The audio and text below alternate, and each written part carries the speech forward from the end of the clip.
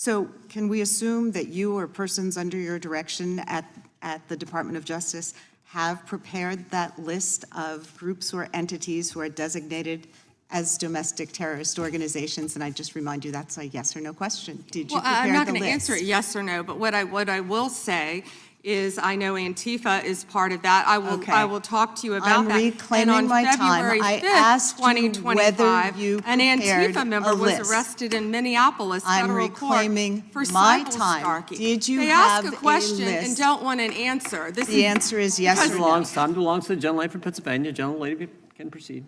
Okay. So will you commit to providing this committee with any list of organizations that you have recommended be designated as domestic terrorist organizations? We will comply with the law in all matters. Will you commit to provide this committee with your list of entities that you recommend be designated as domestic terrorist organizations?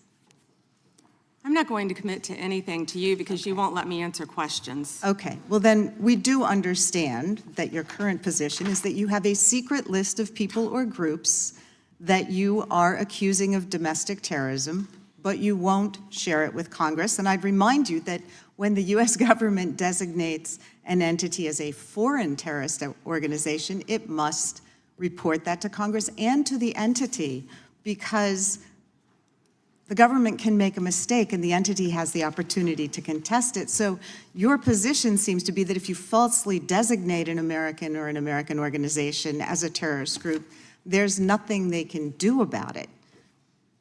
I think we get it. You don't want to answer the question. There's a list. Congresswoman Mary Gay Scanlon of Pennsylvania just confirmed it exists. A list of Americans the Department of Justice has designated as domestic terrorist organizations, compiled under Presidential Memo NSPM-7 signed by Donald Trump on September 25th. The memo does not require criminal acts. It targets ideologies, anti-American beliefs, anti-Christian beliefs, hostility to traditional American views. Those are not crimes. Those are constitutionally protected opinions, and this list may include Americans who have committed no acts of terrorism but simply disagree with this administration. Attorney General Pam Bondi just refused to share that list with Congress. Scanlon asked a yes or no question. Do you have the list? Bondi tried to pivot to Antifa. Scanlon cut her off and asked again, will you share the list with Congress? Bondi said, I'm not going to commit to anything to you because you won't let me answer questions. That is not an answer. That is a refusal. Scanlon then laid out the consequence. A secret list of Americans accused of domestic terrorism.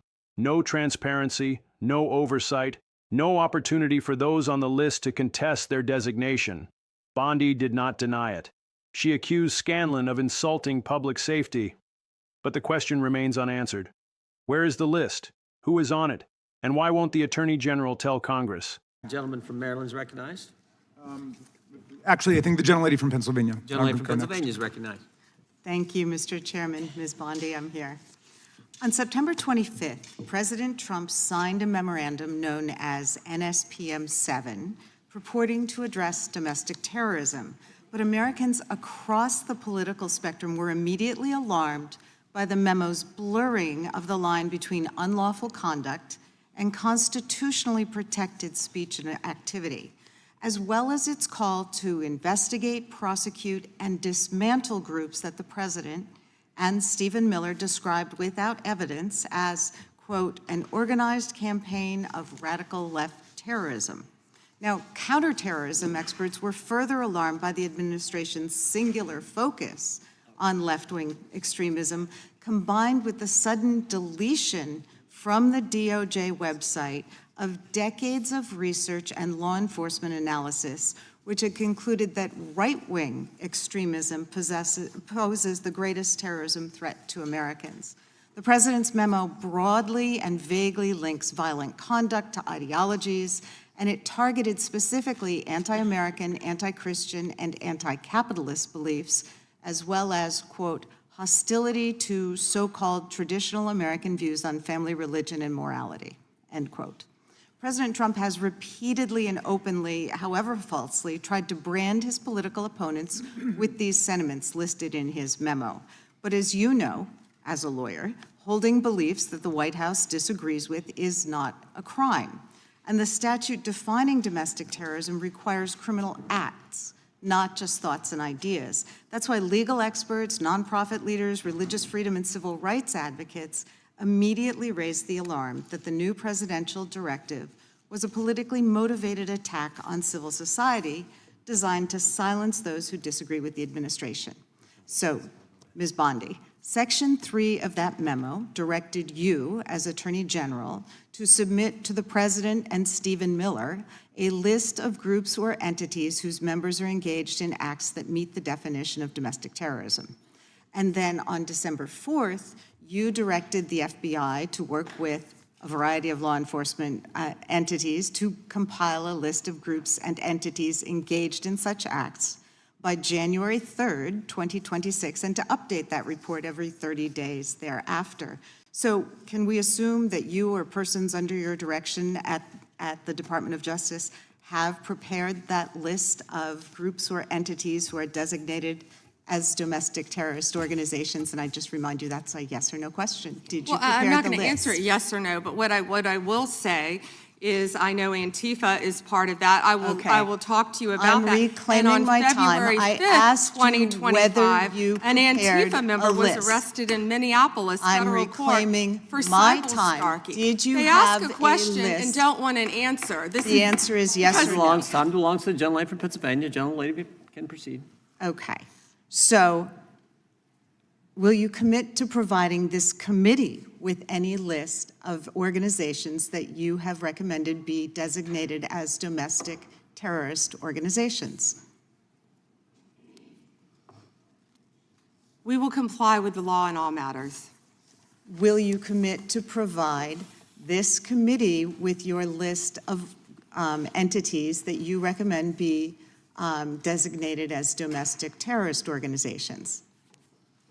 I'm not going to commit to anything to you because you won't let me answer questions. Okay, well then, we do understand that your current position is that you have a secret list of people or groups that you are accusing of domestic terrorism, but you won't share it with Congress. And I'd remind you that when the U.S. government designates an entity as a foreign terrorist organization, it must report that to Congress and to the entity, because the government can make a mistake and the entity has the opportunity to contest it. So your position seems to be that if you falsely designate an American or an American organization as a terrorist group, there's nothing they can do about it.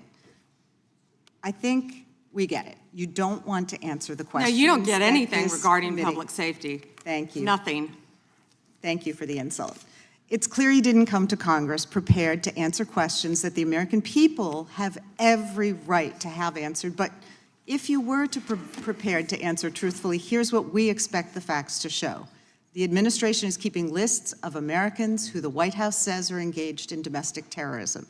Those lists could include Americans who have not committed any acts of terrorism, but simply disagree with this administration, people like Renee Good and Alex Preddy. And your list may include clergy, elected officials, and members of indivisible groups across the country. And those lists likely don't include Proud Boys or Oath Keepers who were actually convicted.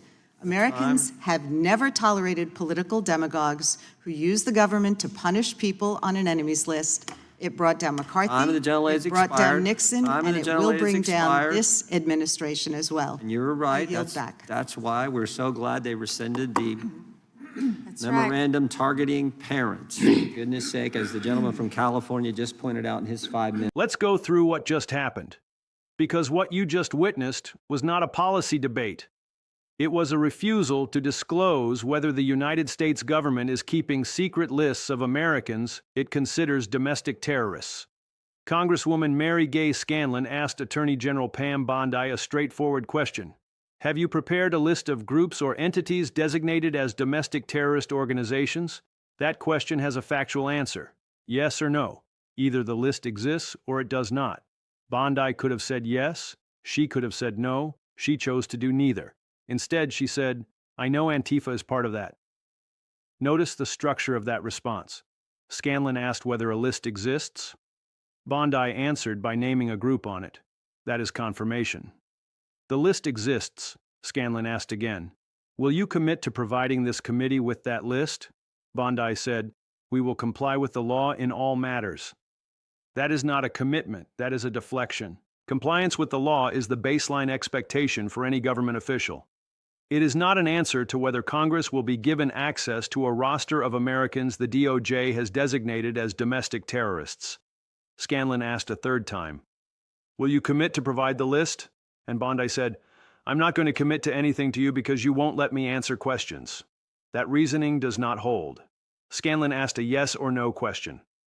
Bondi tried to give a speech about Antifa arrests. Scanlon reminded her the question was yes or no. Bondi then accused Scanlon of not letting her answer, but the answer Bondi wanted to give was not an answer to the question asked. That is not oversight, that is evasion. Scanlon then made the implicit explicit. Your current position is that you have a secret list of people or groups that you are accusing of domestic terrorism, but you won't share it with Congress. Bondi did not dispute that characterization. She did not say the list does not exist. She did not say Congress will be given access. She said, Yonai, you don't get anything regarding public safety, and think about what that means. A United States Congresswoman exercising constitutional oversight over a federal agency asked the head of that agency whether it maintains a roster of Americans designated as domestic terrorists. And the answer was, you don't get anything. That is not how oversight works. That is not how accountability works. And that is not an answer. Now let's talk about the memo. On September 25th, President Trump signed Presidential Memo NSPM 7 purporting to address domestic terrorism. But the memo does something different. It targets ideologies, not actions. Anti-American beliefs, anti-Christian beliefs, hostility to traditional American views on family, religion, and morality. The statute defining domestic terrorism requires criminal acts. The memo requires beliefs. That is unconstitutional. And that is why legal experts, civil rights advocates, and religious freedom organizations immediately raised alarms. Scanlon pointed out that holding beliefs the White House disagrees with is not a crime. The First Amendment protects speech. It protects assembly. It protects the right to hold and express unpopular ideas. The government cannot designate someone a terrorist because they disagree with the administration. But that is what the memo allows, and that is what Scanlon was trying to confirm. Is the DOJ maintaining a list of Americans based on their beliefs rather than their actions? Bondi would not answer, but the structure of the memo provides the answer. Section 3 of NSPM 7 directed the Attorney General to submit to the President and Stephen Miller a list of groups or entities whose members are engaged in acts that meet the definition of domestic terrorism. On December 4th, Bondi directed the FBI to compile that roster by January 3, 2026, and to update it every 30 days thereafter. The directive exists. The deadline has passed. The updates are ongoing. The list exists. Bondi confirmed it when she named Antifa, but she will not share it with Congress, and she will not commit to transparency. Scanlon then drew a comparison. When the U.S. government designates an entity as a foreign terrorist organization, it must report that designation to Congress and to the entity itself. Why? Because the government can make a mistake, and the entity has the right to contest the designation. That is due process. But according to Bondi's refusal, if the DOJ falsely designates an American or an American organization as a domestic terrorist group, there is nothing they can do about it. No notification, no transparency, no opportunity to contest, just a roster maintained by the Department of Justice with no oversight from Congress. Scanlon named names: Renee Good and Alex Prey, activists who have publicly criticized the administration but have never been charged with any crime. Clergy, elected officials, members of indivisible chapters across the country.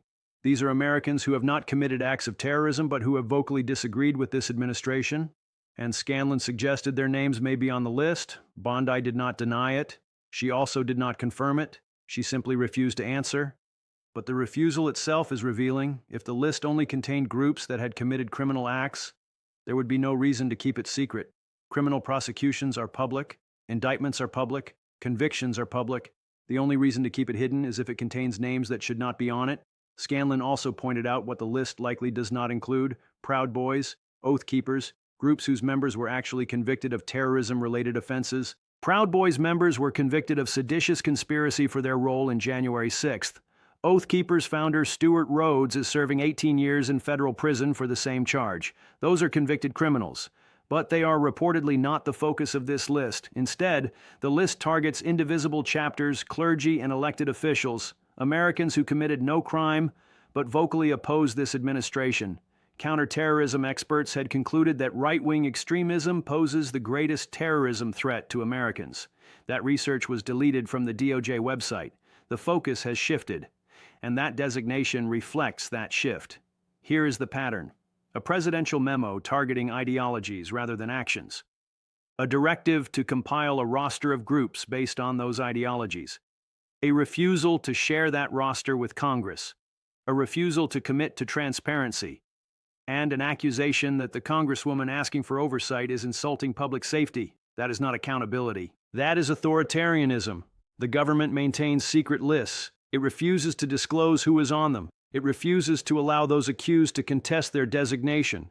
And it accuses anyone who asks questions of undermining public safety. Scanlon closed with a historical reference. Americans have never tolerated political demagogues who use the government to punish people on an enemies list. Senator Joseph McCarthy kept lists of Americans he accused of being communists in the 1950s without evidence. The Senate censured him. President Richard Nixon kept an enemies list of political opponents he targeted for audits and investigations. It was revealed during Watergate. He resigned. Secret lists of political enemies do not end well for those who keep them, and it will bring down this administration as well. Here is what happened. Scanlon asked whether the DOJ has compiled a list of Americans designated as domestic terrorists. Bondi confirmed the list exists by naming Antifa. Scanlon asked if Congress would get access to that roster. Bondi refused. Scanlon explained that when the government designates a foreign terrorist organization, it must report to Congress and to the entity so mistakes can be contested. Bondi said, "You don't get anything. No transparency, no due process, no oversight. Just a secret list the Attorney General will not share." Bondi did not answer the question. She did not commit to transparency. She did not deny the existence of the list. She confirmed it exists. She named one group on it, and she refused to share it with Congress. That refusal is the story, not what Bondi said about Antifa, not what she said about public safety. The refusal to disclose who the government has designated as a domestic terrorist. That is what matters. Subscribe and turn on notifications if you want the full record, not the sound bites. Federal Echo covers what was said, what was not said, and what the refusals mean. Share your thoughts in the comments. I read them all. Do you have a secret list of Americans designated as domestic terrorists? That was the question. The answer was a refusal, and the refusal is the answer.